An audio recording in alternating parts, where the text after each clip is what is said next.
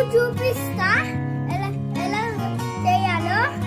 ఇక్కడ ఈ రెండు పెట్టిన తర్వాత ఇది ఇలా పెట్టి వేసిన తర్వాత ఇలా నొక్కిన తర్వాత ఇక్కడ ఒకటి ఉంది. ఇలా షూట్ చేస్తే ఇంకొకటి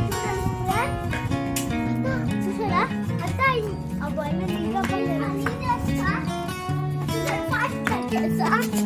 బాయ్ ఫ్రెండ్స్. మళ్ళీ సబ్స్క్రైబ్ చేయండి,